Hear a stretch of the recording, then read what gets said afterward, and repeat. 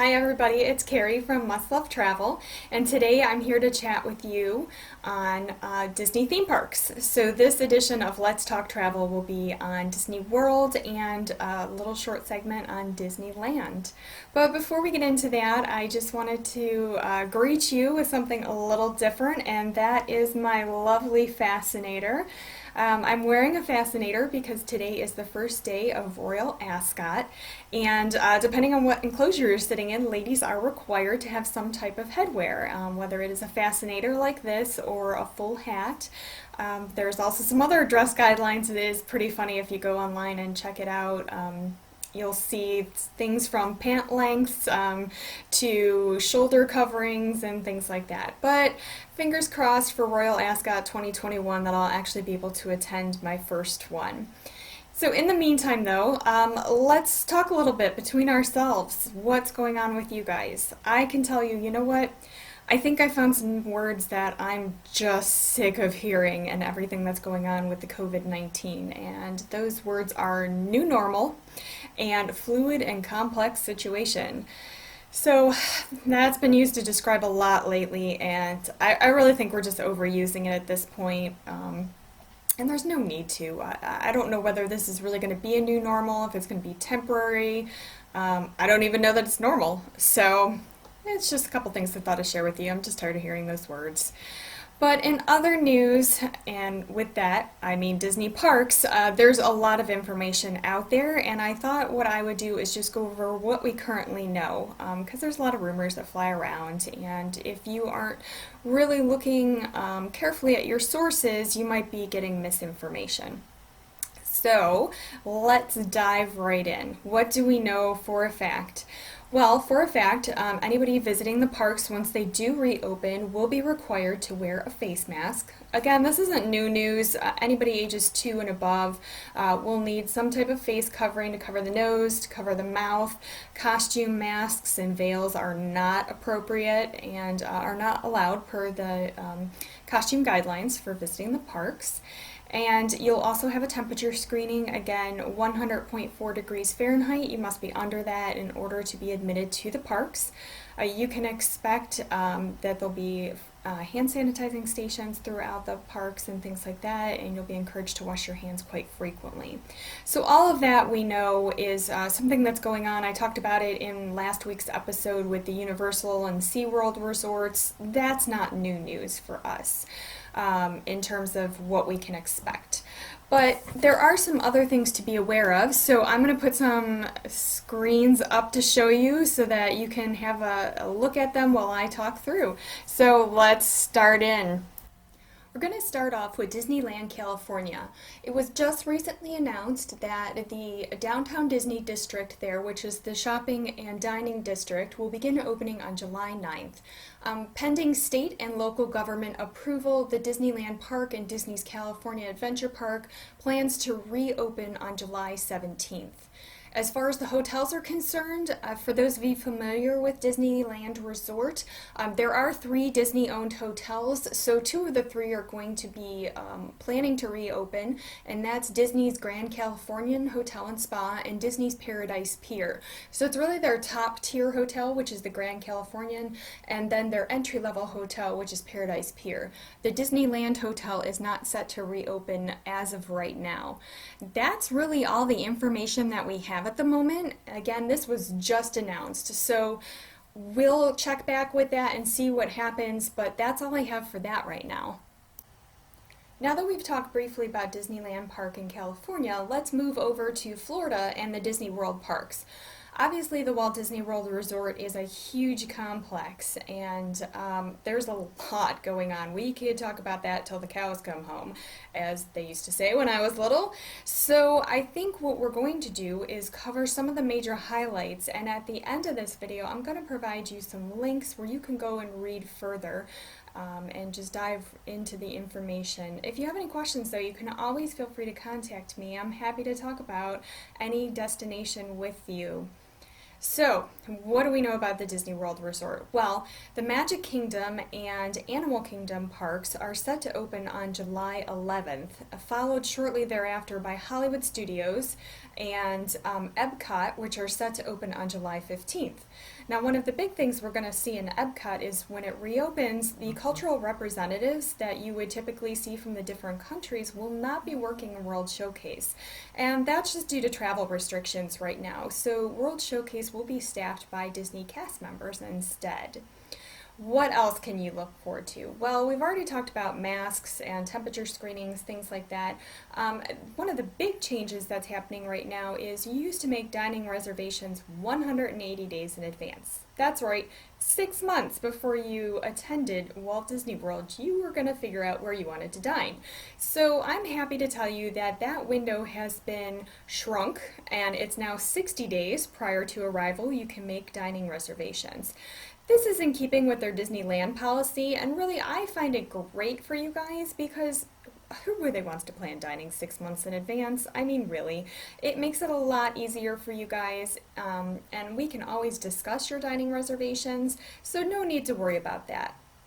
If you're going to visit the park, you will not only need valid park admission, but you're going to need a reservation for the park.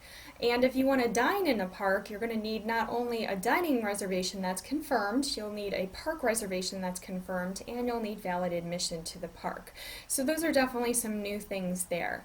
We don't know quite what these reservations are going to look like or how that's going to work because the new reservation system has not been implemented. And because they're going with the new reservation system, one of the major changes is that they have completely stopped all new ticket sales and new packages for right now so that they can concentrate on delivering an experience for those guests who are already booked and have tickets on their package.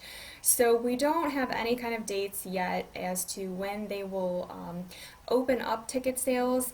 Their favorite phrase is, it's a fluid and complex situation, so that's all I can tell you at the moment, but I'll update you as things become available. Let's see, different dining notes.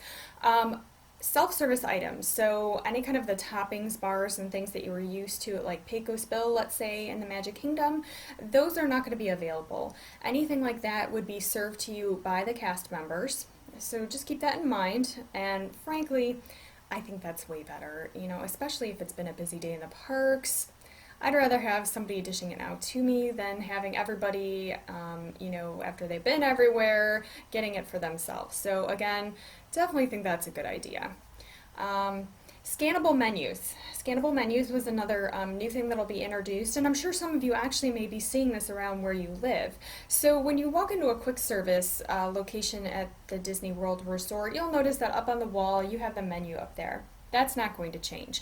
However, when you sit down to dine at a restaurant, you'll now have a code to scan so that they can not only minimize waste and not print one-off menus to give to you, but this way you can just look at it on your mobile phone. So I think that's really great, and it's also very responsible for the environment. So I'm very happy about that.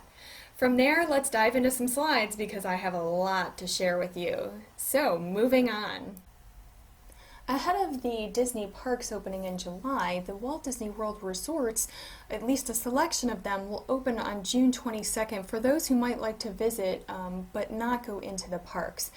As I mentioned, it is only going to be select resorts, and here you can see a listing of the resorts by area that will be open. And I think you're going to notice pretty quickly that those resorts are actually the Disney Vacation Club resorts.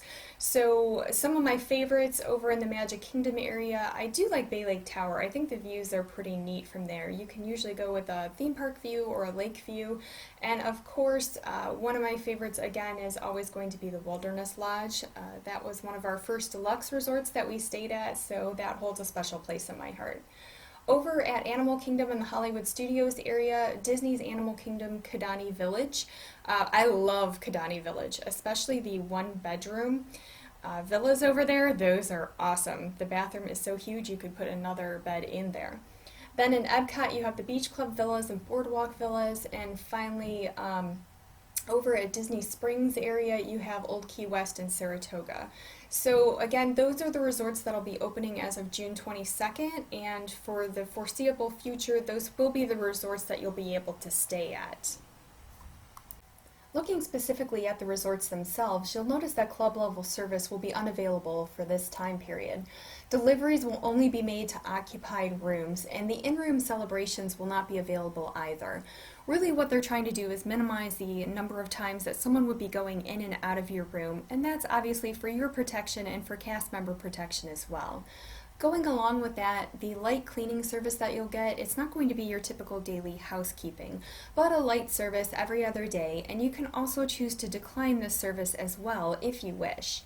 They're going to have individually wrapped glassware, double-cased pillows, additional items that have been cleaned and wrapped in single-use packaging. So you're also strongly recommended to use the online check-in services before you arrive at the resort. Again, this is going to minimize any kind of physical contact and promote social distancing.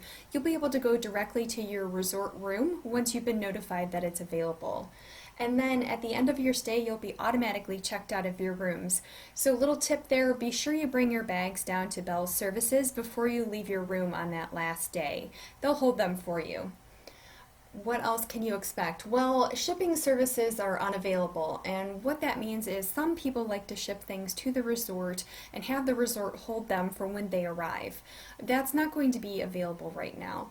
And resort online or resort airline check-in also may not be available. You'll have to check at the resort specifically when you would need to utilize that service. Typically what that allows you to do is get your boarding pass and check your bags ahead of time so that you don't need to worry about it. Feature pools at the resorts are going to operate, but at reduced hours. The leisure pools, however, which are the smaller pools located around the various buildings, those will be open 24 hours. In Stormalong Bay, which is the popular feature pool over at the Beach Club Resort and the Yacht Club Resort, that's not going to be available right away. So those guests can either use the leisure pool or they can go over to the Luna Park pool at the Boardwalk Villas. Again, all of this is just in keeping with different guidelines that they need to follow for the local and state government in order to keep everybody safe. If we take a look more generally at what's going on at the Walt Disney World Resort, you'll see that some things are still operating. Disney's Magical Express will still be there to bring you to and from Orlando International Airport. You're still going to have complimentary resort transportation. It's just going to operate with reduced capacity. And keep in mind that if you are visiting before the parks reopen, that resort transportation will take you to Disney Springs, but that will be about it.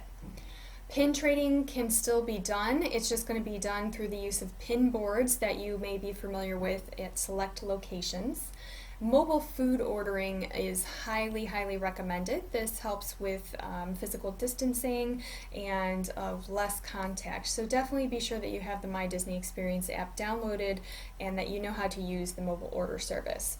Dining locations will be operating at a limited capacity and some may not even be open. So it's just something to keep in mind. And that kind of feeds into experiences that are not currently available, and one of those big ones is character dining. The one exception to that is we've been notified that there will be a modified character dining experience at Topolino's Terrace. I don't have any more information for you at this time on what that's going to entail, but be sure to check my Facebook page often. I always put updates on there. Dinner shows such as the Hoop-de-Doo and the Luau, again, they're not going to be operating right away, so we'll have to save that for a future trip.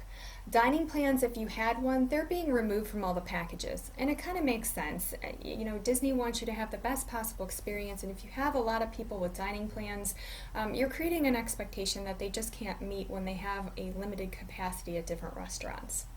Spas, salons, and the Bibbidi Bobbidi Boutique are currently unavailable as well. And you'll find one of the big ones is the Fast Pass service is not going to be operating when you do visit right away. They're going to be using some of that queue space in order to physically distance people that are waiting. Extra magic hours are suspended at this time, so we're not going to expect to see those for some time after the parks reopen, but again, I'll update you as things change. The minivan service that runs you from point to point, I love those little vehicles zooming around property, but unfortunately they're not going to be available right now, so we'll have to look for a return for those in the future. And things like fireworks, parades, the electrical water pageant, marina rentals, things like that are just not possible right now due to social distancing measures that are in place. So those will return when we're ready and when things are safer for us, and it's something to look forward to. In the meantime, let's move forward and see what we're going to talk about next week. I hope you've enjoyed this little look into what's going on at the Walt Disney World Resort in Florida and Disneyland California. And remember, even though that this was all accurate at the time I taped this, things are changing daily. So don't hesitate to stop by my Facebook page for the most up-to-date information. And feel free to contact me. I'm happy to talk about travel questions that you have. It doesn't really matter the destination or what facet of travel it is. I'm happy to set up a time to chat with you. We can do a Zoom call and see each other, get to know each other a little bit more. And again, I'm here for you guys, and I can't wait to plan your next trip. So let me know where you're thinking of. And until then, I wish you guys much happiness. Stay healthy, stay safe. And next time we're going to talk about all-inclusive resorts. Bye for now.